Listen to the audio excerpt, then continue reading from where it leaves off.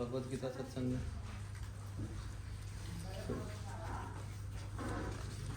Opening prayers कर लेते हैं। ओपनिंग प्रेयर्स के बाद हम या पहले 5 मिनट कीर्तन कर लेते हैं।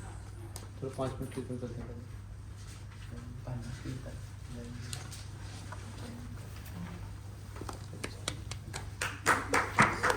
साधु साधु साधु साधु।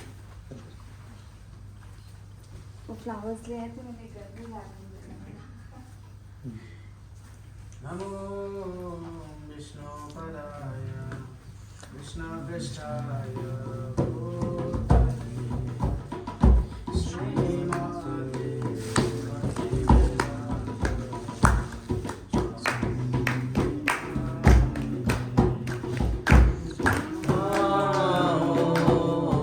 विष्णुपदाय कृष्णपृष्ठाय भूतले श्रीमते भक्ति वेदांत स्वामी निधि नामिने। नमस्ते सरस्वती गौरवाणी प्रचारिणी निर्विशेष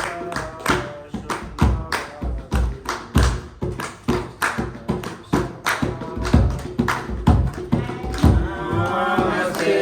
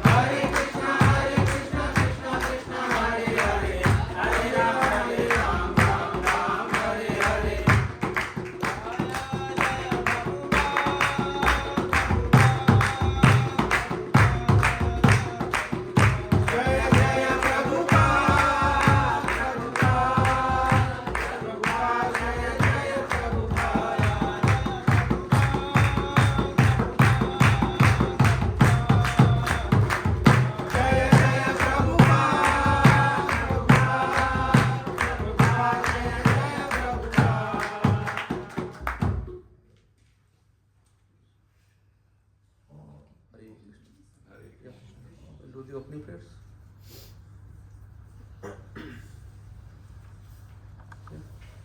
Can all chant together? Om Ajnanatimirandasya Jnananjanashalaakaya Chakshurunmilitam Yena Tasmai Shri Gurave Namaha Shri Chaitanya Manobhishtam Sthapitam Yena Bhutale Swayam Rupa Kadamahyam Dadapi Swapadantikam Vandeham Shri Guru Shri Uttapadakamalam Shri Guru Vaishnavamscha Shri Rupam Sagrajatam Sagana Raghunatam Vikam Tam Sajivam Savekam Savadutam Parijanasahitam Krishna Chaitanya Devam Shri Radha Krishna Padam Sagana Shri Vichakamritamscha He Krishna Karuna Sindhu Deenabandhu Jagatpate Gopesha Gopika Kanta Radha Kanta Namostute Tapta Kanchana Gaurangi Radhe Vrindavaneshwari Vrishabhanu Sute Devi Pranamami Hari Priye Vacha Kalpataru Yasha Kripa Sindhubhya Eva Cha Patitanam Pavanebhyo Vaishnavebhyo Namo Namah Jai Shri Krishna Chaitanya Prabhu Nityananda Shri Advaita Gadadhara Srivasadi Gaura Bhaktavrinda Hare Krishna Krishna Krishna Hare Hare Hare Rama Rama Rama Hare Hare Srila Prabhupada प्रणाम नमो कृष्ण प्रेष्ठाय भूतले श्रीमते भक्ति वेदांत स्वामी नामिने नमस्ते सरस्वते देवे गौरवाणी प्रचारिणे निर्विशेष शून्यवादी पाश्चात्य देशतारिणे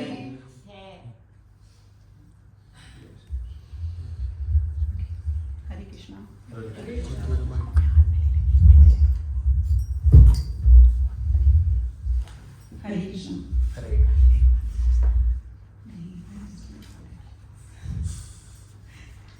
okay, तो सबने कितने अपने माइंड की चूहों को मारा है अभी तक, या उसको निकाल के रहता है? यस, कितने चूहे भी तक पार रखे हैं? स्मेल में लग जाएगी बहुत ज़्यादा। तो day by day just take out one चूहा, बहुत सारे चूहे हैं हमारे पास, तो उनको निकाल के बाहर फेंको, नहीं तो बहुत स्मेल हो जाएगी माइंड के अंदर। यस, तो आज लास्ट टाइम श्लोक 18 तक किया था। 19 में कर लिया था। ओके, तो डिस्कस कर लेते हैं। तो आज हम पहले स्टार्ट करते हैं कि हमारी स्थिति दुर्योधन जैसी कैसी है। ओके, उससे स्टार्ट करते हैं एंड देन गो ऑन 19, 20, 21, 22 श्लोक। ओके, तो एक स्टोरी से स्टार्ट करते हैं कि हमारी स्थिति दुर्योधन जैसी कैसी है। ठीक है, हम कहाँ पे स्टैंड होते हैं हम सब। ठीक, तो एक बार एक हवन चल रहा होता है एंड बहुत सारी पूरी फैमिली जैसे हवन में बैठती है, वो हवन में बैठी होती है एंड सबको सामग्री दी जाती है। ओके, सबको थोड़ी थोड़ी सामग्री देते हैं, जैसे पंडित जी सबको सामग्री मिलती है एंड जब पंडित जी कहते हैं स्वाहा, तो पंडित जी बोलते हैं कि जब भी स्वाहा होगा तुम्हें थोड़ी थोड़ी सामग्री डालनी है और ये सामग्री तुम्हें पूरे हवन में यूज करनी है एंड अगर कम पड़ जाए तो मैं और दे दूंगा। तो एज यूजुअल हवन स्टार्ट होता है एंड सब लोग सामग्री डालने लगते हैं स्वाहा। तो सबके दिमाग में टेंशन होती है कि हमें ना बहुत थोड़ी थोड़ी सामग्री डालेंगे, अगर कम पड़ गई तो क्या होगा। तो क्या होता है कि वो बहुत जरा सी सामग्री टच करके डालते हैं एंड एट द एंड क्या होता है कि बहुत सारी सबके पास सामग्री बच जाती है बहुत सारी एंड पंडित जी क्या बोलते हैं कि भाई अब तुम्हें लास्ट आहुति होती है कि सारी सामग्री उसके अंदर अब डाल दीजिए। तो सब लोग अपनी सारी सामग्री इसमें डाल देते हैं और जैसे हम देखते हैं कि बहुत धुआं हो जाता है एंड सब लोग वो धुआं सहन नहीं कर पाते हैं और वो सब लोग बाहर चले जाते हैं एंड बाहर जाके सब लोग वेट करते हैं कि धुआं खत्म होगा तब हम अंदर आएंगे। तो ये मेरी स्टोरी यहीं पर खत्म होती है। इसमें क्या बताना चाहती हूँ मैं कि हमारी स्थिति वही है कि हम क्या सोचते हैं कि हमारे जीवन में बहुत सारी सामग्री हम इकट्ठी करते हैं, अपनी जायदाद, अपना धन दौलत सब कुछ यूज करते हैं और जब जिंदगी की पूजा खत्म हो जाती है तो हम क्या सोचते हैं कि अब ये सामग्री जो बची हुई है इसका क्या करें।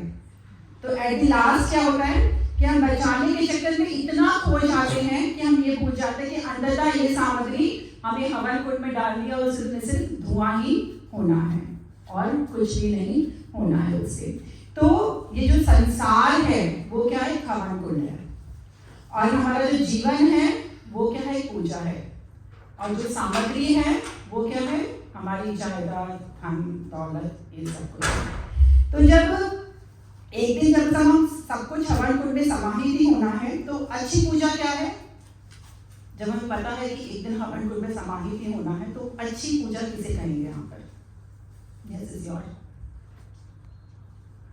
तो अच्छी पूजा क्या है? आखिरी श्लोक में हमारा सब कुछ अर्पित हो जाए। ओके, लेकिन आखिर हमें क्या पता आखिर में कब हमारी मौत आ जाए? आखिर तक वेट नहीं करना है। ओके, तो पहले से ही थोड़ा डालना शुरू कर दो, शुरू कर पहले से ही, ताकि लास्ट में इतना बचे नहीं कि आपको वो उसमें डालो तो धुआं आए और लास्ट में कब पड़ गया तो नहीं पड़ेगा? नहीं पड़ता। बड़ा श्योर है हम इकट्ठे ही क्यों कर रहे हैं? इकट्ठा ही क्यों कर रहे हैं? ओके, अब हो गया। तो हमें हवन कुंड, पूजा और सामग्री, तो अच्छी पूजा वो है जिस हवन कुंड के अंदर सही अनुपात में आप सामग्री डालें। ओके, तो सही अनुपात क्या है कि हमें अपने जीवन में जो अनुपात संबंध इस तरीके से रखना चाहिए, ना ज्यादा बचे और ना ज्यादा कम हो। तो अपने अनुपात को जीवन में सही तरीके से रखना चाहिए। कभी कभार हम इतना ज्यादा खो जाते हैं कि हम इकट्ठा ही करते रहते हैं और उसके अंदर हम रात दिन सिर्फ मेहनत ही करते रहते हैं और जब आखिरी समय आता है तो अपने जीवन से पूछते हैं कि आखिर हमने किया क्या? सिर्फ हम कलेक्ट ही करते रहे और किसके लिए छोड़ते जा रहे हैं नहीं पता। वो प्रॉपर्टी के लिए लोग लड़ रहे हैं बैठ के बाद में। यस, तो दैट इज द जीवन। तो क्या हुआ? संसार इज अ हवन कुंड, पूजा इज अ जीवन, संसार इज अ हवन कुंड, जीवन इज अ पूजा एंड सामग्री is your property and all this things. तो उसको सही अनुपात में खर्च करोगे, सही अनुपात में बैलेंस बनाओगे तो ना वो बचेगा और ना ही वो कभी कम रहेगा। तो that is a main thing, otherwise ये जीवन ऐसे ही खत्म हो जाएगा। तो हमारी सिचुएशन दुर्योधन जैसी है। दुर्योधन ने भी क्या सोचा कि मैं सब कुछ कलेक्ट करता रहता हूँ, तो उसने एक सुई जितनी भी भूमि उनको नहीं दी कि सब कुछ मेरे पास होना चाहिए और आखिर में क्या हुआ? वो मर गया, पूरा परिवार खत्म हो गया, उसके पास क्या बचा? कुछ भी नहीं, ना जीवन बचा, ना वो इस लोक का रहा ना अगले लोक का रहा।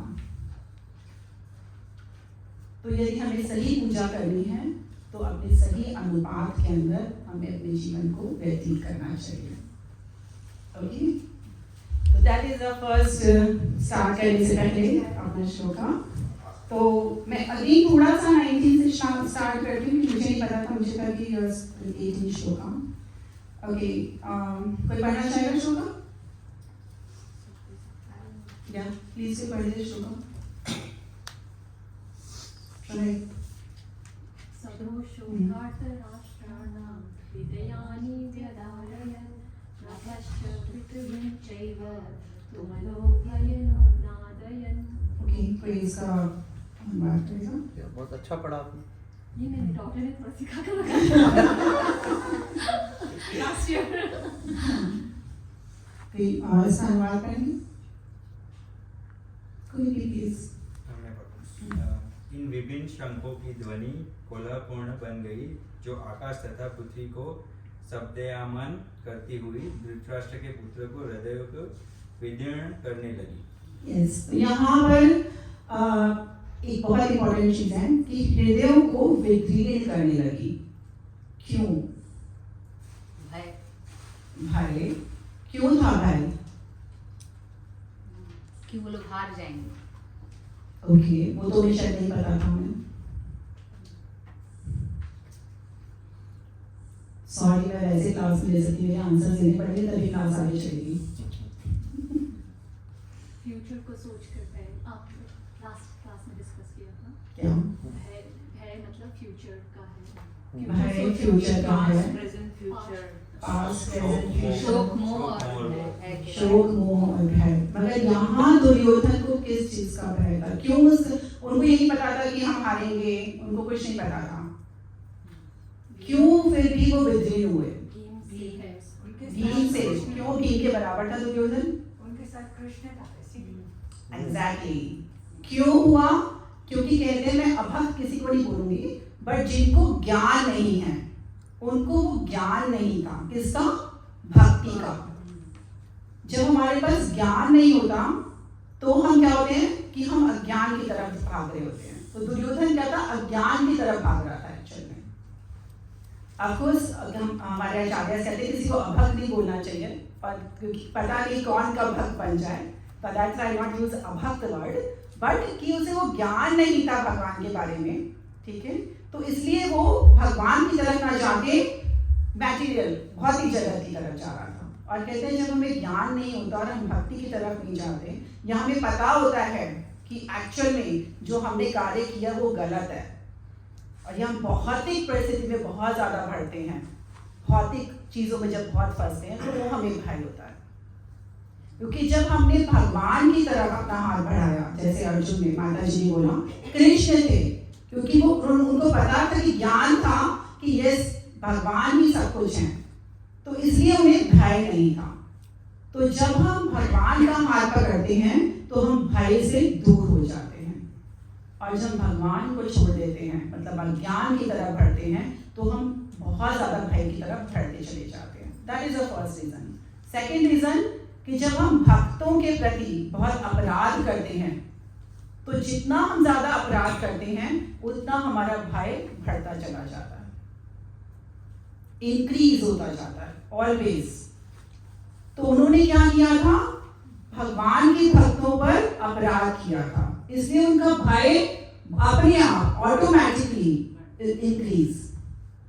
और जितना आप भक्त भगवान की तरफ रहता है उसका भय खत्म हो जाता है। तभी प्रभुपाद जी को क्या नाम था उनका? अभय चरण, जिनको कोई भय नहीं था। क्यों नहीं था? क्योंकि भगवान उनके साथ थे। ऐसा नहीं कि हम उत्पन्न करते हैं, ऑटोमेटिकली भगवान हमारे अंदर वो भय खत्म कर देते हैं। हमें कुछ करने की जरूरत नहीं है, हम सोचे कि वो हम भय उत्पन्न करें, भय खत्म करें, नहीं। जब आप हाथ पकड़ते हैं तो ऑटोमेटिकली वो खत्म हो जाता है, आपको कुछ करने की जरूरत नहीं पड़ती है। तो that is the second reason कि दुर्योधन का जो कोहनापूर्ण जो एकदम हृदय वो होने लगा था। कि क्यों? क्योंकि उसने भक्तों के प्रति अपराध किया था। तो भगवान ने कुछ नहीं करा, उसका भय ऑटोमेटिकली लिखा हुआ है कि भक्त के प्रति आप अपराध करोगे तो इस भौतिक जगत में भय आपका इंक्रीज, जितना ज्यादा करोगे उतना इंक्रीज होता जाएगा। ठीक है? तो ऐसे कौन कौन से भक्त हैं जो भय से उनको भय का असर नहीं हुआ? कोई एग्जांपल्स बताएंगे?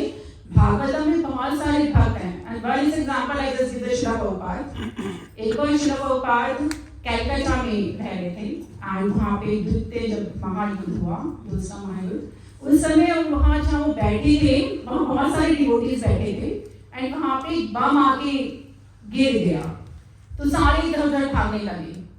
तो प्रभुपाद जी वहीं बैठे रहे, तो सबने कहा प्रभुपाद जी आप उठिए, यहाँ से चलिए, यहाँ वो बम फूट जाएगा। प्रभुपाद जी बोले ऐसे भागने का क्या रीजन है कि तुम बाहर जाओगे और बम नहीं फूटेगा? अगर भगवान ने हमें बचाना है तो वो यहाँ बैठ के हमें बचा लेंगे। तो दैट्स द थिंग कि वो निडर थे। क्यों निडर थे? क्योंकि उन्हें पता था कि लॉर्ड भगवान अपने आप हेल्प करेंगे। जरूरी तो नहीं ना अगर आप यहाँ से भागकर कहीं और चले जाओगे तो वहां नहीं मरोगे। तो क्यों? उनका भय भय नहीं था उन्हें किसी चीज का। कहते थे मृत्यु आनी ही है तो हम सब इकट्ठे मरेंगे और सारे गोलोक थाम जाएंगे, उन्होंने बोला।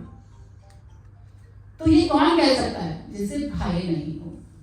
अब आगे के एग्जाम्पल आप बताओगे। प्रहलाद महाराज,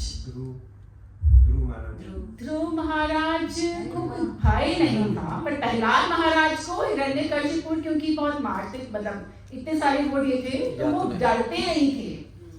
उन्होंने बहुत हाथ जोड़ के सिर्फ भगवान का नाम लेते रहते थे वो। Any other examples? Vibhishan, okay. Parikshit Maharaj, okay.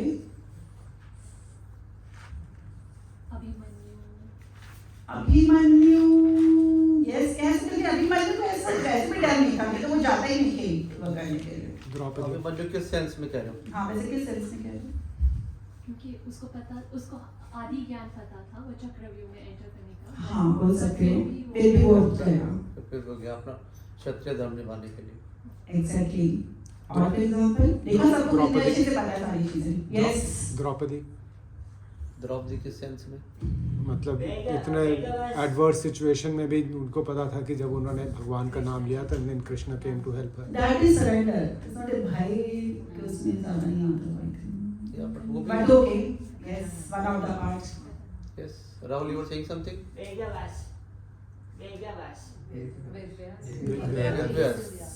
वेद व्यास किस सेंस में?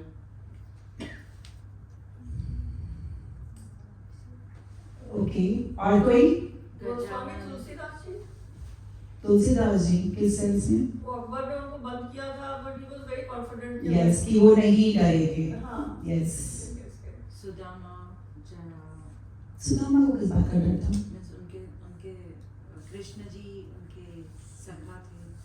हाँ, लेकिन मेरी बात है कि जब तुम्हें कोई प्रॉब्लम्स थी तो बिना निडर होकर खड़े रहे। गजा वैसे तो इवन आंध्रा में Bhadrachalam Ramdas, okay, great saint. Okay, Hanuman okay. Ambarish Maharaj, yes. Gajanan, Vritasur, Gaja Vritasur कैसे था? वृतासुर जानता था कि इंद्र से मेरी मृत्यु होगी और वो कहता है कि तुम डर रहे हो मुझसे लड़ाई करने के लिए, लेकिन मैं निर्भय हूँ, तो मुझे जल्दी से मारो तो मैं अपने गोलोक वैकुंठ धाम पहुंच जाऊं। यस। और भीष्म, बिकॉज हम ये पढ़ रहे हैं भगवद गीता, भीष्म जब पता था कि शिखंडी जब आएगा उसे मारेगा तो वो भागे नहीं, वो खड़े होके अर्जुन के तीर उन्होंने वहीं स्थिर खड़े होकर वो सारे तीर खाए। अगर कोई और होता तो क्या करता? भागता कि अरे मुझे पता है शिखंडी आ गया और मेरी उसके सामने मृत्यु होनी है, तो वो भागता, मगर वो नहीं भागे। क्यों? तो इतने सारे आपने खुद ने नाम लिए, मैंने तो सिर्फ एक ही दो बताए।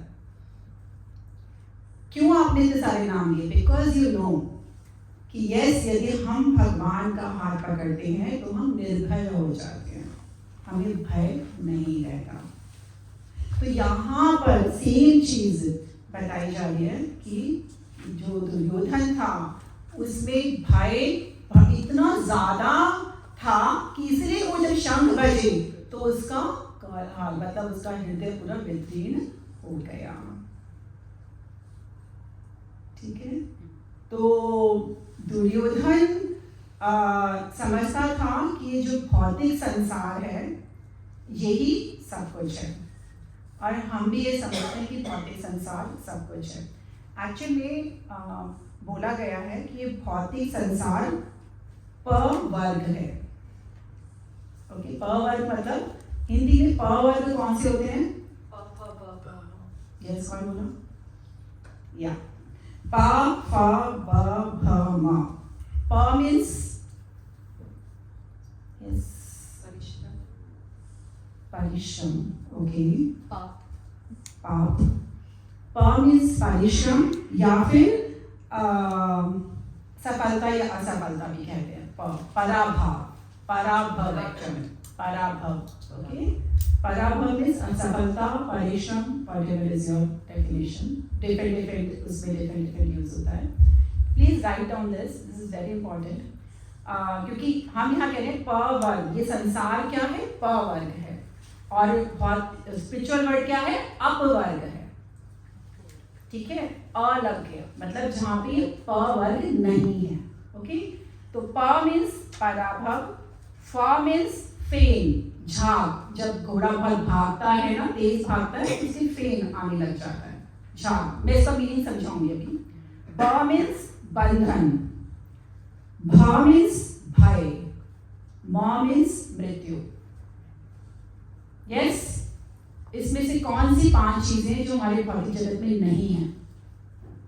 परिश्रम या असफलता, फेम मतलब फन, मतलब fame means actually fame means परिश्रम। यहाँ पर फेम, जब हम बहुत परिश्रम करते हैं तो क्या होता है, हम बहुत थक जाते हैं, ठीक है। एंड ब मीन्स बंधन, भ मीन्स भय, म मीन्स मृत्यु। तो प मीन्स असफलता है, पराभव। ओके, पराभव मीन्स कि अब जब हम भौतिक जगत में जब बहुत मेहनत भी करते हैं तो इस ऑलवेज असफल रहते हैं। कहते हैं हम सफल रहकर भी हमेशा, यहाँ पे कभी डिफाइन नहीं कि हम सफल होंगे या असफल होंगे। You always do something but so many times असफल हो जाते हैं। बट स्पिरिचुअल जगत में आप थोड़ा सा भी कुछ करते हो, इज नेवर से कि आप फेलियर हो, इज ऑलवेज वहां पर सक्सेस हो। फिर फ मीन्स फेन, परिश्रम, जब परिश्रम करते हो तो बहुत थक जाते हैं। यू कभी कहते हो सुबह से लेकर शाम तक जब ऑफिस से आते हो तो लिटरली टायर्ड, अब एसी की हवा चाहिए।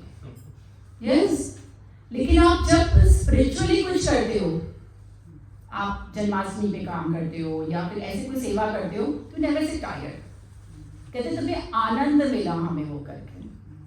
तो इन स्पिरिचुअल वैकुंठ और गोलोक धाम में आप जब भगवान की सेवा करते हो तो इस कभी आप थकते नहीं हो परिश्रम करके भी। That is a Vaikunth Golok Dham. ब बंधन, यहाँ हम हर एक बंधन से बंध जाते हैं, कभी पारिवारिक बंधन, कभी शारीरिक बंधन, कभी सामाजिक बंधन, सो मेनी टाइम्स, एंड उसको हम ढोते हैं बहुत बार। आप कभी सोचा, कभी आप बीमार पड़ जाते हो, आप सोचते मुझे ये नहीं चाहिए शरीर, पर फिर भी ढूंढना पड़ता है क्योंकि आप बंधे हुए हो इस बंधन से। आप अपने आप नहीं छुड़वा सकते इस बंधन को।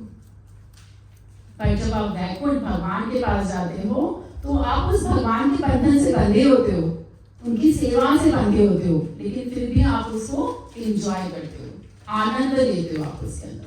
मतलब यहाँ आप कई बार बहुत एक्चुअली हम सारे बंधन जबरदस्ती बस कर रहे हैं, ढो रहे हैं एक तरीके से so many times। और यहाँ पर भी एक्चुअली कर सकते हैं। कैसे? जब हम इस शरीर को भगवान की सेवा में लगाएं, अपने सारे बंधुओं को भगवान की सेवा में लगाते हैं, तो वो बंधन भी कैसे बन जाते हैं? स्पिरिचुअल बन जाते हैं। यस, फिर हमें ढूंढे जैसे नहीं लगते, लगता है सब मिलकर ही भगवान की सेवा कर रहे हैं। भय मीन्स भय, वो मैंने अभी बताया, यहाँ पर भय है। क्यों है? क्योंकि हमें कोई निर्भय करने वाला है ही नहीं, क्योंकि हम सारे भय के बंधन से बंधे हुए हैं। सबको डर लगता है, एक अंधा दूसरे अंधे को रास्ता नहीं दिखा सकता। तो जब सबको ही भय लगता है तो हमें भय से निकालेगा कौन? तो वही हमें भय से निकाल सकता है जो निर्भय हो। जहां तक कि देवता भी सारे भय में रहते हैं। कितनी बार सुना है कि इंद्र कोई 100 यज्ञ कर रहा है, इंद्र भाग के आ जाते हैं उसका यज्ञ। क्यों? उसे डर है कि मुझे मेरी कुर्सी छिन जाएगी। तो वहां भी भय है, तो हम उनसे भी निर्भय होने का वरदान नहीं ले सकते। तो जिसके पास जो चीज है वो वही देगा ना हमें।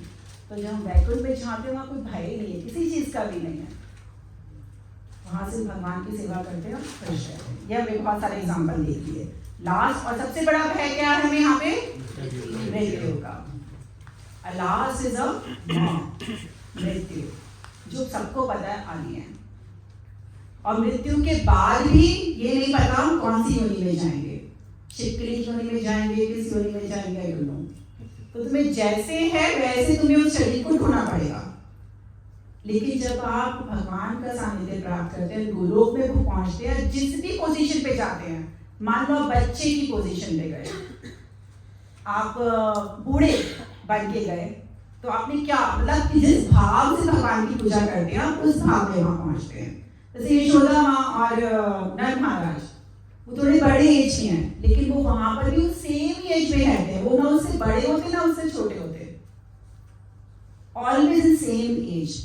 मान लो अपने साखे भाव से भगवान की पूजा करें तो आप हमेशा भगवान के सेम उसमें रहेंगे, मतलब सब रूप, जैसे कि भगवान जितनी एज क्या उसी एज में रहेंगे, क्योंकि आप साखे भाव में हैं, जैसे अर्जुन है।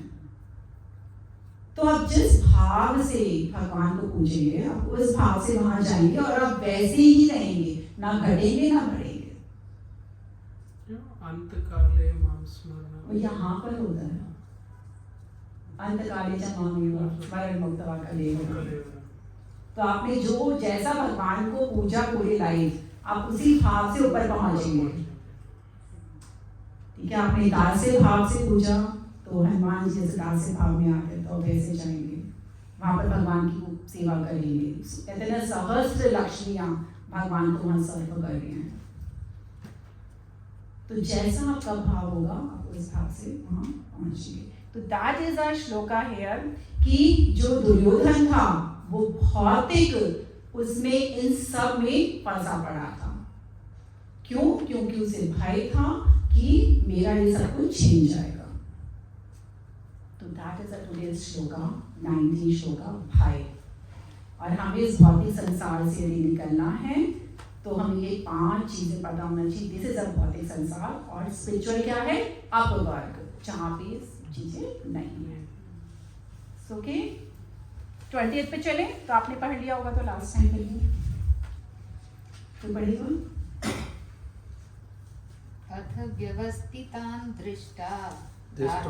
दृष्ट्वा धार्तराष्ट्रान् कपिध्वजः प्रवृत्ते शस्त्रसम्पाते धनुरुद्यम्य पाण्डवः ऋषिकेशं तदा वाक्यम् इदमाह महीपते। यस, तो कोई इसका पढ़ेगा?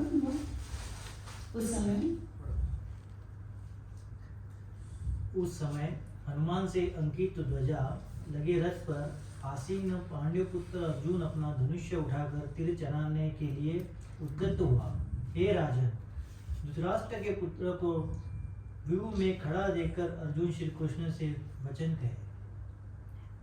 तो यहाँ पर अब जब उनकी ध्वनि बज गई, शंख बज गए, तो यहाँ पर क्या बताया जा रहा है कि कपि ध्वजा। तो कपि ध्वजा मीन्स हनुमान जी का ध्वज। और हनुमान जी कौन है? श्री राम के भक्त। और उन्होंने कब हनुमान जी ने सेवा करी थी? जब युद्ध हुआ था, तो सबसे पहले वो तभी हनुमान जी मिले थे ना, उससे पहले ही मिले थे राम जी से। तो उन्होंने पूरी हेल्प की थी, एंड हनुमान जी क्योंकि भगवान के भक्त हैं, और वहां पे तब उनकी विजय भी हुई थी।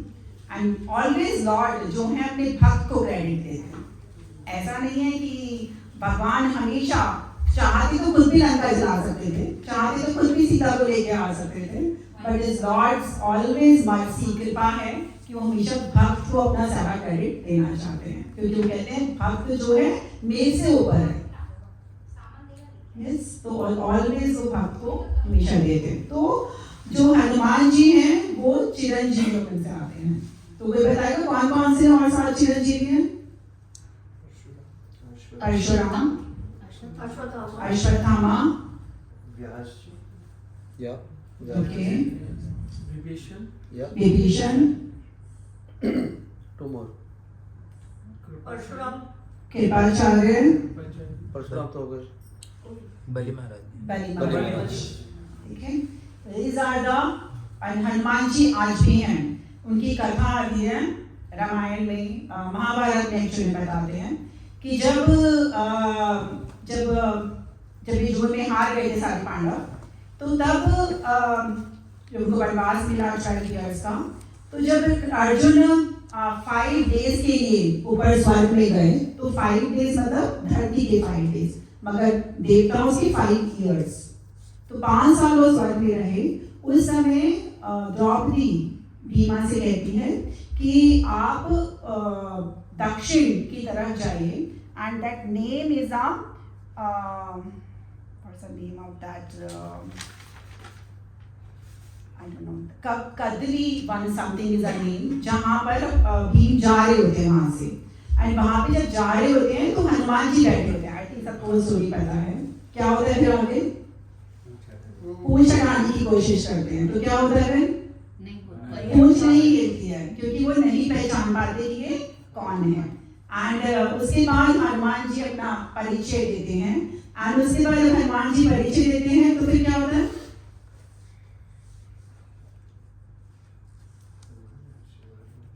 तो उनको आशीर्वाद मिलता है कि जब भी तुम्हें तुम्हारी सारी इच्छाओं की पूर्ति होगी। एंड वो उनका बहुत आदर सत्कार करते हैं। कहते हैं आज अभी तक भी वहां पर सारी अप्सराएं आती हैं और हनुमान जी को राम कथा सुनाती हैं। एंड हनुमान जी ने क्या कहा था जब गए थे राम जी, कि जब तक यहाँ पर आपकी कथाएं और आपका श्रवण मैं सुनता रहूंगा तब तक मैं यहाँ पर रहूंगा। तो वो हनुमान जी का ध्वज जो था वो उनके रथ पे था। तो ये कहते हैं कि जो हनुमान जी हैं वो कौन से भाव के वो कहलाते हैं? हमारे उसमें नवविधा भक्ति आती है। श्रवणम कीर्तनम विष्णु स्मरणम स्मरणम पाद सेवनम अर्चनम वंदनम दास्यम साख्यम आत्मनिवेदनम। इनके कौन कौन से आचार्य हैं? दास्यम की हमें पता चल गए कौन है? हनुमान जी। यस, शुरू से चलते हैं। श्रवण परीक्षित महाराज, श्रवणम कीर्तनम सुखदेव गोस्वामी, फिर स्मरणम विष्णु स्मरण, हरिदास ठाकुर कह सकते हैं, प्रहलाद महाराज, वो ऑलवेज भगवान का स्मरण करते रहते थे। ओके, आगे क्या है?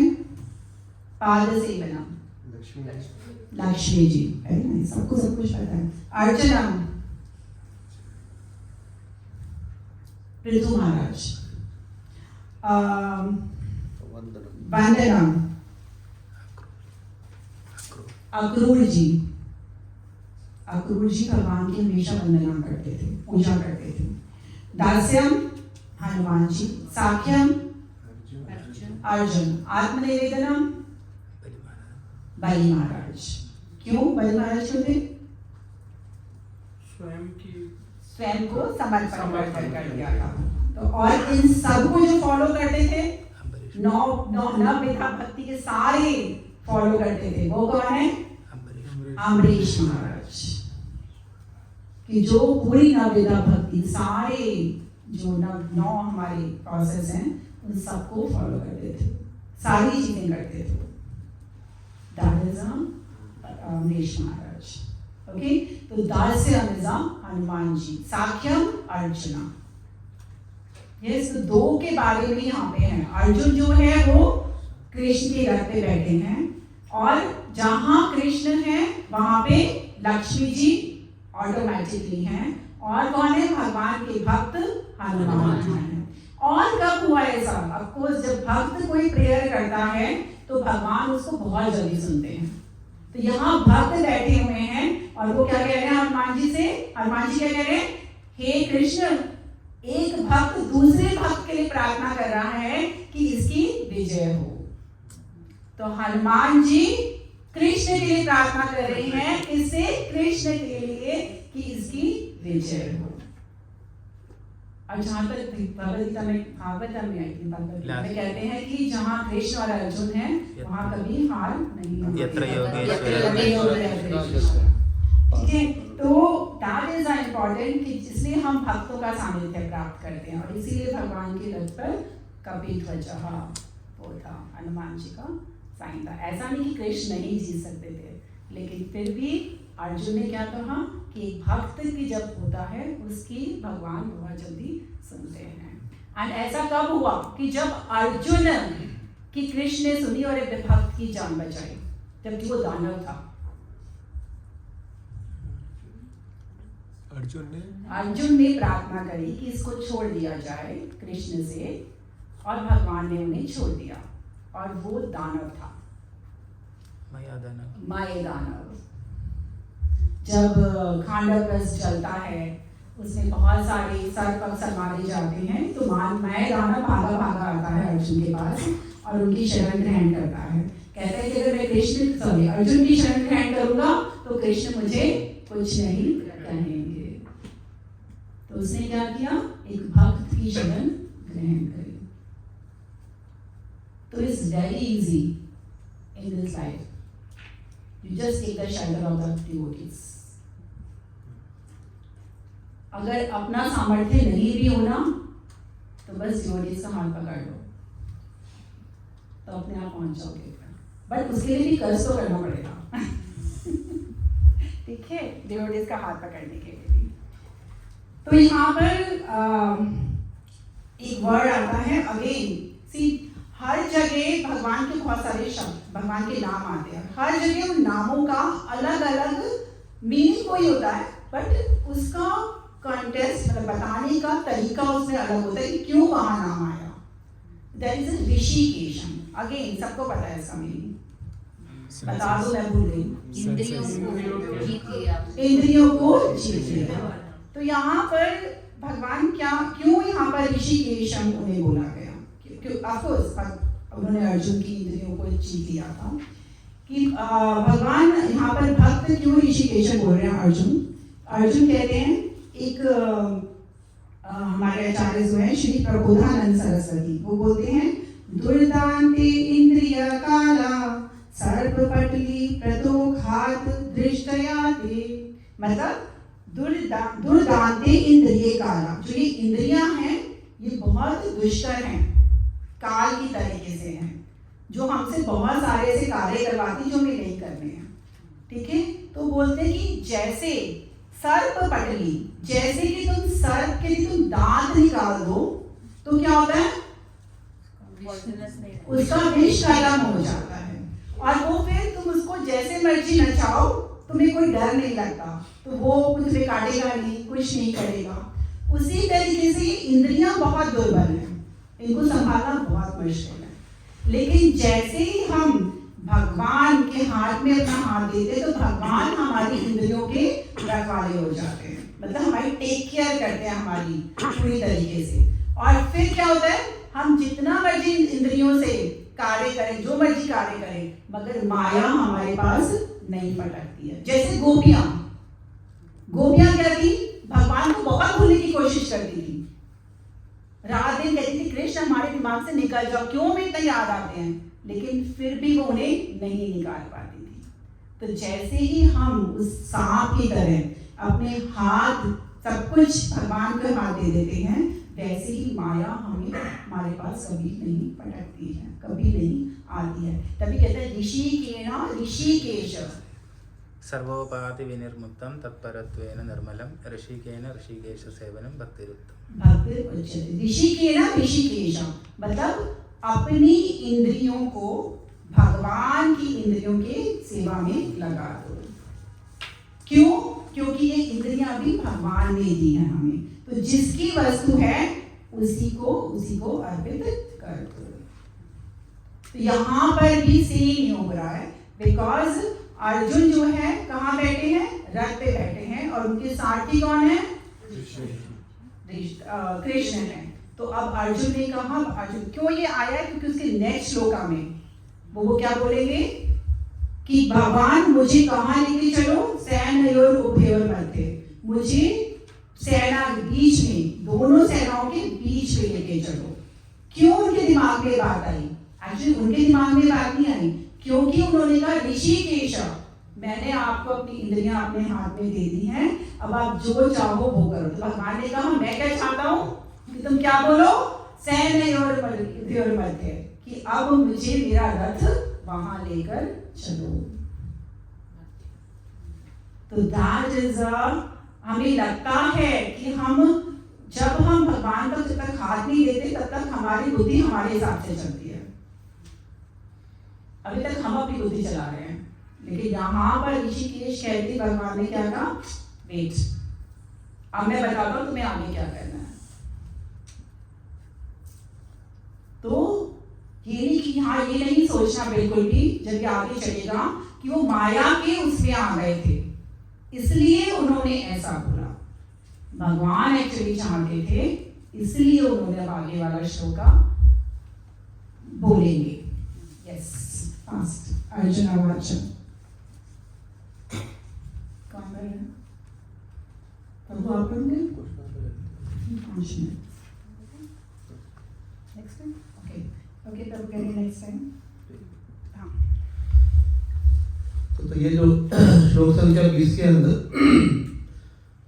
हमें अर्जुन पांडवों के विजयी होने के लक्षण दिखाई दे रहे हैं। तो अभी तक हमने पीछे बात किया, तो हमें क्या क्या लक्षण पांडवों के विजय के दिखाई देते? शुरू से अगर हम बात करें कृष्ण जी उनके साथ श्लोका वाइज अगर चले तो श्लोका नंबर 1, 2, 3 क्या क्या चीजें दिखाई दी हमें? हमने बीच में बात भी किया था कि पांडवों के विजय के साइन वो मन में बहुत श्लोका धन्य क्यों लोग दिल रिमेंबर कि क्या हुआ था? संजय वाचा कुछ नहीं था, उससे आगे कुरुक्षेत्र। कुरुक्षेत्र कुरुक्षेत्र है, धर्म क्षेत्र है। तो जो धर्म की तरफ है उनकी विजय होगी और जो धर्म की तरफ है उनकी हार होगी। जिससे ओके, पहला। नेक्स्ट, आचार्यों को संगम वीड्स का डिस्कशन था, कौन सा था वो? वीड्स की तरह हाँ, वो तो पश्चिमी हो गया करते हैं। वो तो पश्चिमी हो गई। कुरुक्षेत्र में जो अधर्मी हैं उनको वीड्स की तरह निकाल दिया जाएगा।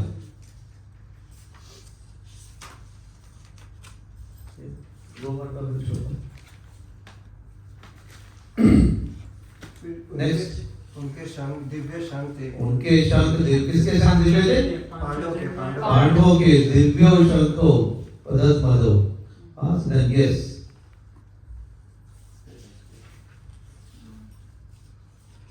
और क्या साइन थे? महारथ, अग्निरथ। अग्नि ने दिया हुआ रास्ता। यस, अग्नि ने रथ दिया था। और हनुमान जी का फ्लैग जैसे अभी जो है इसके अंदर श्रील प्रभुपाद जी एक लेक्चर में बोलते हैं कि दिस इज वैष्णविज्म। वैष्णविज्म मतलब कि एक आचार्य, जिस तरीके से हम कि आचार्यों की पदचिन्हों में चलते हैं, तो उसी तरीके से अर्जुन जो है हनुमान जी से प्रार्थना कर रहे हैं। अपने रथ के ऊपर उनका फ्लैग लगा के प्रार्थना कर रहे हैं। जिस तरीके से आपने श्री राम जी को लंका के ऊपर आक्रमण करने में सहायता करी, उस तरीके से मैं भी आपको अपने रथ के ऊपर कर रहा हूँ। Taking shelter of Hanuman ji, जिस तरीके से आपने भगवान की हेल्प की, तो उस तरीके से मैं भी जो है विजयी बनूं। तो ये श्रील प्रभुपाद जी लिखते हैं, दिस इज वैष्णविज्म, कि दैट हमको अपने वैष्णव आचार्यों के पद चिन्हों पर चलना है, जो उन्होंने बताया वही हमको करना है। तो जब बाकियों के उनके शंख बजे कौरवों के, तो हमको बताया कि कोलाहलपूर्ण था और हृदय विदीत करने लगे। लेकिन जब पांडवों ने शंख बजाया तो कृष्ण ने शंख बजाया, अर्जुन ने शंख बजाया, तो दिव्य शंख आपने बताया। फिर जो अभी हमने बात किया कि हमारे एक वर्ड आया था माधव। कृष्ण के अलग-अलग नाम। हाँ, what is the meaning of Madhav? Lakshmi ji के पति। लक्ष्मी जी के प्रति। तो लक्ष्मी किसको डिनोट करती है? फॉर्चून को। फॉर्चून मतलब सक्सेस को, राइट? तो देन यहाँ पे रथ पे एक तो हनुमान जी की पताका है, हनुमान जी विजयी रहे हैं। एक भगवान राम या भगवान कृष्ण, वो क्या कहते हैं वहां पर है। और ये लक्ष्मीपति है, तो लक्ष्मी जी उनके साथ में है। तो ये ऐसे हमको और भी कुछ साइंस मिलेंगे कि जो क्लियरली दिखा रहे हैं कि पांडवों की विजय होने वाली है। ओके, अभी हमने कृष्ण के क्या क्या नाम पढ़े हैं अभी तक हमने? Everybody will tell one name. Rishikesh तो अभी आया है। ऋषिकेश का मतलब इंद्रियों को, जिसने इंद्रियों को जीत लिया, जिसने इंद्रियों को जीत लिया, इंद्रियों के स्वामी, controller of senses. Controller of senses, कि हम अपनी इंद्रियों के स्वामी, लेकिन हम भी क्या बोलते हैं कि गोस्वामी। हम गोस्वामी है, गोदास है। तो हमको ये कृष्णा कॉन्शियसनेस में आने की मतलब यही है कि हमको गोदास से गोस्वामी बनना है। तो गोदास का मतलब है कि जैसे आपके 5 घोड़े हैं, रथ है, 5 घोड़े, घोड़े किससे कंट्रोल होते हैं? लगाम से। और लगाम किसके हाथ में होती है? सारथी। तो क्या चीज कंट्रोल में होनी जरूरी है? घोड़े, लगाम या सारथी? कोई अगर तीनों में से कोई एक चीज कंट्रोल करनी है जिससे तीनों चीजें कंट्रोल हो जाए, तो वो क्या चीज है? सारथी। सारथी अच्छा हो तो वो लगाम से घोड़े को कंट्रोल कर सकता है। और कोई हो? लेकिन घोड़े उधर भागे तो कोई सारथी अच्छा है तो सब कुछ कर सकता है। तो ये जो 5 घोड़े हैं ये इंद्रियां हैं, लगाम मन है और सारथी बुद्धि है। बुद्धि है। तो देन अगर हमारी बुद्धि स्ट्रांग है तो बुद्धि से मन कंट्रोल, मन से इंद्रियां कंट्रोल। और अदरवाइज अगर ये कंट्रोल नहीं है तो क्या इंद्रियां विषय को देखेगी, और इंद्रियां विषय को देखेगी तो भागेगी। अब 5 घोड़े, 5 इंद्रियां हमारी, आंख, नाक, कान, जीवा और त्वचा। एक इधर भागी, एक घोड़ा इधर भागा, एक इधर भागा, एक इधर भागा, तो क्या होगा? और मन हमारा कंट्रोल में नहीं है। हाँ, जैसे इंद्रिय ने यहाँ पे आंख ने कोई विषय देखा, मन इधर गया, फिर क्या करते हैं, कुछ कान ने इधर देखा, फिर मन इधर चला गया, फिर ऐसे ही कुछ कान को सुनने लगे तो मन इधर गया। अब क्या करते हैं, ये भी भाग रही है इंद्रियों के विषय के पीछे, मन भी उनके पीछे भाग रहा है, एंड देन बुद्धि का मेरी समझ में नहीं आ रहा कि क्या हो रहा है। तो लेकिन अगर हमें जो इंद्रियों को कंट्रोल करना है, लेकिन इंद्रियों को कंट्रोल करने के लिए करना किसको कंट्रोल पड़ेगा? हमको बुद्धि को। तो खाली हम कहेंगे कि नहीं इंद्रियों को बांध के रखेंगे, नहीं तुम आंखों में पट्टी बांधो, कान में रुई डालो, नाक के अंदर भी कुछ डाल दो, तो किसी घोड़ों को आप क्या कहते हैं अच्छी सी रस्सी बांधो कि नहीं तुम नहीं जाओगे। हाँ, लेकिन फिर भी घोड़े को जैसे ही बंधन छूटेगा वो भागेगा। तो इंद्रियां भागेगी विषय पे, क्योंकि इंद्रियां विषय के प्रति हमेशा आकर्षित है। तो उसको अगर कंट्रोल करना है तो ये गोदास से हम गोस्वामी कैसे बनेंगे कि हमको बुद्धि से इंटेलिजेंट को कृष्ण में लगाना है। जैसे अभी निर्जल एकादशी आ रही है, तो जब एकादशी के दिन कौन कौन फास्ट रखते हैं? तो एकादशी के दिन जब आप फास्ट रखते हैं, आपके सामने अगर बहुत सारा अनाज, हलवा, पूरी, मटर पनीर, ये सब चीजें रखी हैं, तो क्या एकादशी के दिन खाने का मन करता है? एक बारी को मन करता है, लेकिन फिर क्या होता है, फिर बुद्धि क्या बोलती है आज भी खाना। तो बुद्धि ने मन को बोला चुप, तो मन ने क्या कहते हैं आगे आंखों को सिग्नल दिया कि बस दूर, बढ़िया है कि देखो नहीं यहाँ पे। हाँ, देखोगे तो आंखों से देखोगे तो जीवा ललचाएगी। हाँ, फिर क्या कहते हैं उसका मन करेगा कि अच्छा तो बढ़िया है कि वहां पे जो कुछ हो रहा है उससे दूर हो जाओ, उससे हट जाओ, क्योंकि बुद्धि स्ट्रांग है। तो बुद्धि अगर स्ट्रांग है तो हम गोदास से गोस्वामी बन सकते हैं। और बुद्धि को किसमें? बुद्धि को हमको कृष्ण में लगाना है। बुद्धि को कृष्ण में लगाना है। तो ये बुद्धि हम कैसे कन्वर्ट कर सकते हैं? बुद्धि कन्वर्ट कर सकते हैं हम ऐसी साधु संगत से।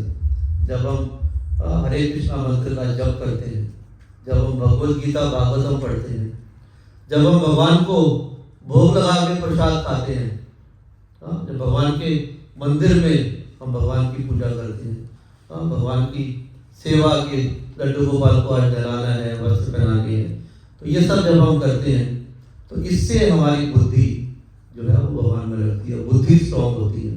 बुद्धि स्ट्रांग होने से अगर कंट्रोलर स्ट्रांग है तो जो भौतिक शरीर से इंद्रियां ऊपर है, इंद्रियों से मन ऊपर है, मन से बुद्धि ऊपर है। तो जब अगर ऑफिस का सबसे ऊपर वाला बॉस चेयरमैन स्ट्रांग है तो देन क्या मजाल की सीईओ या मैनेजर या कोई स्टाफ कोई कुछ कर लेगा। हाँ, लेकिन अगर सीईओ जो स्ट्रांग नहीं है तो देन मोदी जी अगर स्ट्रांग है तो सब कुछ होता है। तो अगर कंट्री का लीडर स्ट्रांग नहीं है देन कुछ नहीं होगा। तो देन हमें अपनी बुद्धि को स्ट्रांग बनाना है। तो यही एक तरीका है कि हम गोदास से क्या बोल सकते हैं। ओके, तो ऋषिकेश और क्या वर्ड आए भगवान के नाम? मधुसूदन। मधुसूदन का मतलब डेमन मधु को मारना, डेमन मधु को मारने वाला। ये वैसे अभी तक नहीं आया मधुसूदन, राइट? मधुसूदन आगे आएगा। उस सेंस में आएगा क्योंकि अभी वो सेंस स्टार्ट नहीं हुई, जो जिस सेंस में मधुसूदन आएगा। और क्या आया नाम?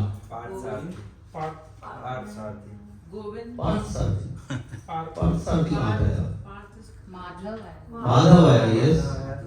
गोविंद आया। और वासुदेव आया। परपट के अंदर लिखे हुए थे 4 नाम। वासुदेव था, देवकी नंदन था, यशोदा नंदन था, और क्या था? तो ये सब भगवान के नाम लिस्ट बनाते जाओ। अभी और भी बहुत सारे नाम आने वाले हैं आगे। तो भगवान के नामों का जितना हम उच्चारण करते हैं, जितना हम ध्यान करते हैं, तो भगवान के नामों के उच्चारण करने से हमारा जो है कि इसलिए पहले समय में बच्चों के नाम जो रखते थे कृष्णा, रामा, विष्णु, लेकिन अभी तो चेंज हो गया है। रत्नाभूषण वो बता रहे थे हमारे क्या क्या नाम हो गए अभी, चीकू, मीकू, बिट्टू, और अभी तो ये भी पुराने नाम हो गए हैं। तो आजकल और मॉडर्न नाम ज्यादा हो गए हैं।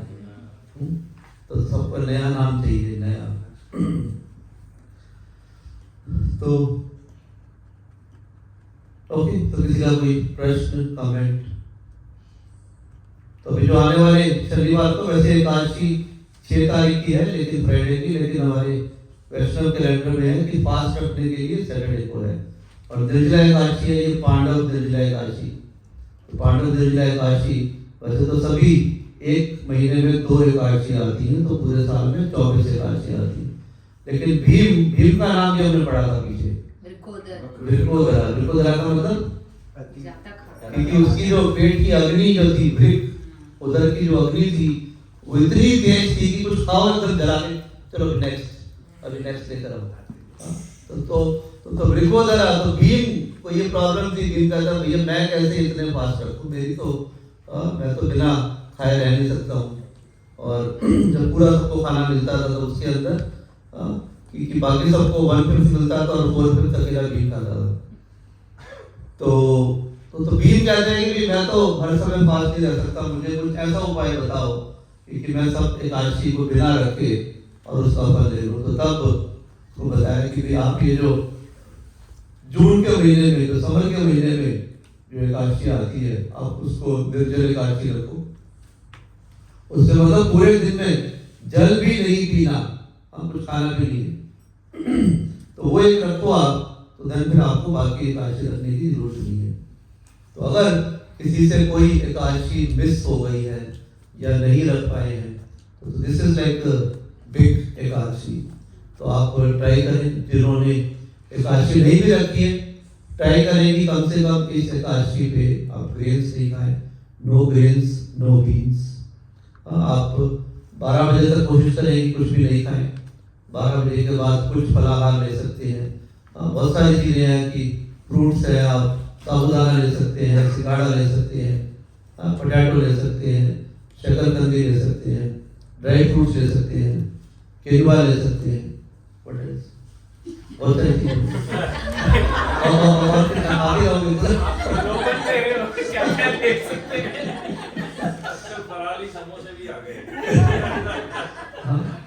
तो देन लाइक, और इस दिन अभी तो हमारे यूएई के अंदर तो बहुत अच्छा काम किया उन्होंने।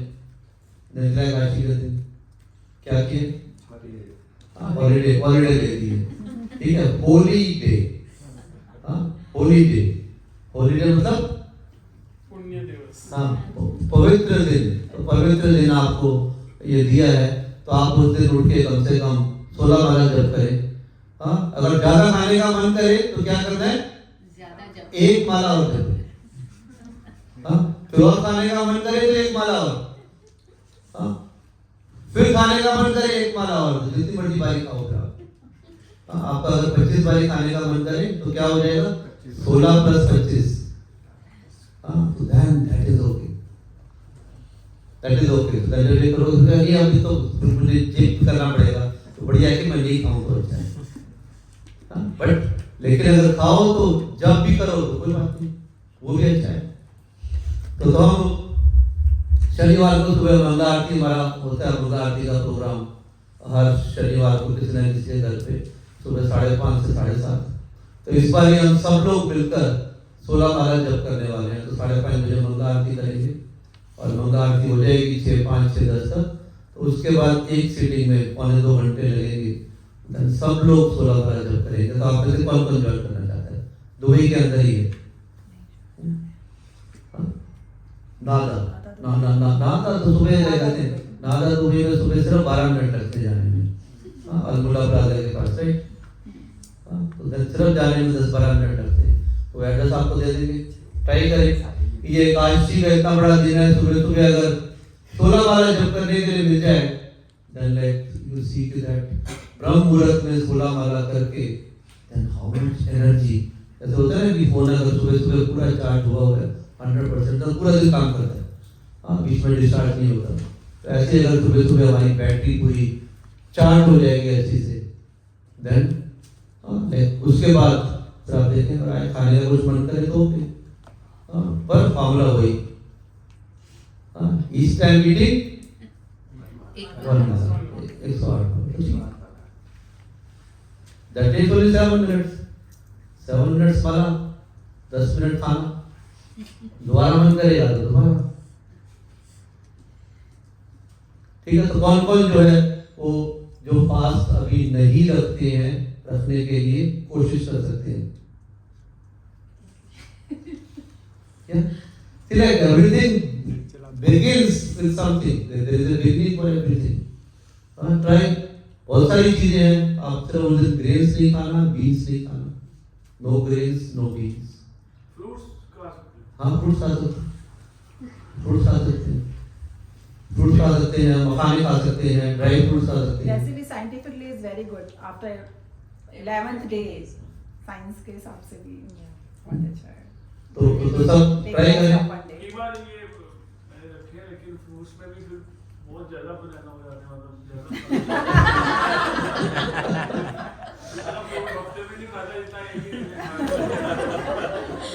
कोई बात नहीं, तो आप हाँ एक बारी में खा ले तो उसके लिए एक माला करनी पड़ेगी, बार बार खाओगे तो एक माला और करनी पड़ेगी। ये बुद्धि को कंट्रोल करेगी।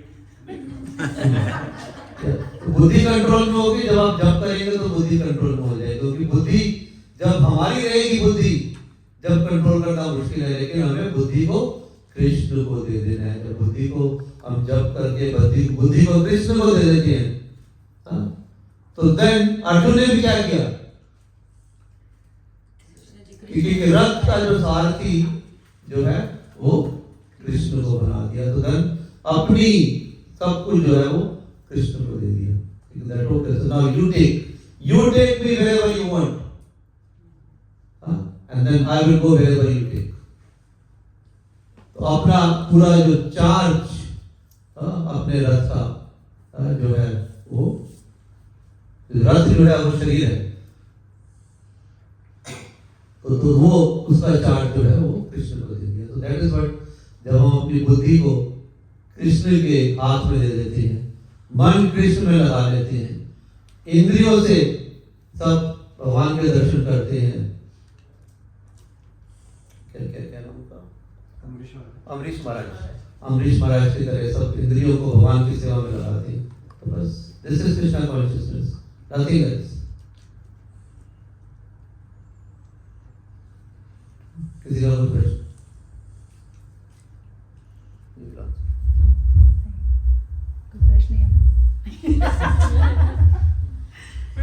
एक बार फिर से बताइए ना, आपने जो 9 होते हैं, परीक्षित, अर्जुन, पहला आपके को श्रवणम, फिर लक्ष्मी के बाद कौन था? अर्चनम का कौन?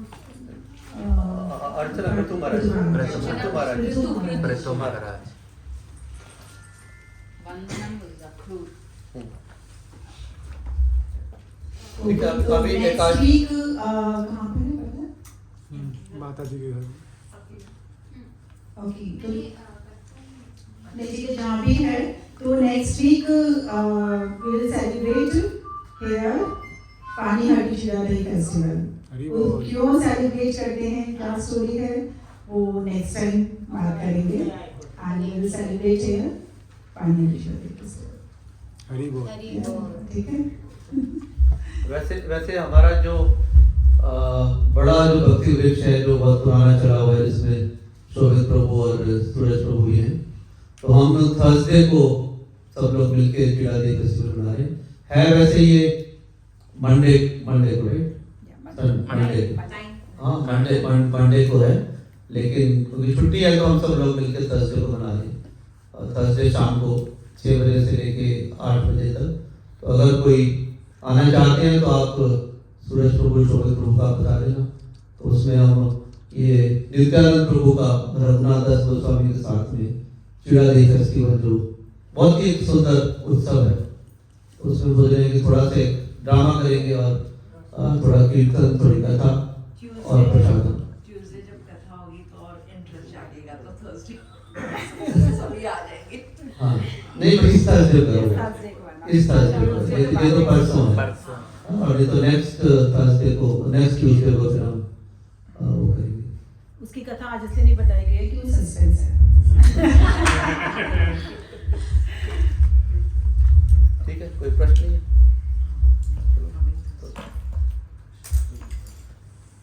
आज कुछ समझ नहीं आया।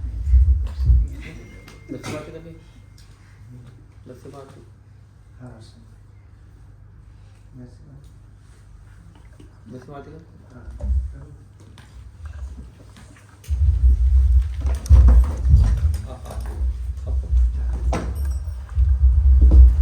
नमस्ते नरसिंहाय, नमस्ते नरसिंहाय, प्रसादहारदायिनी,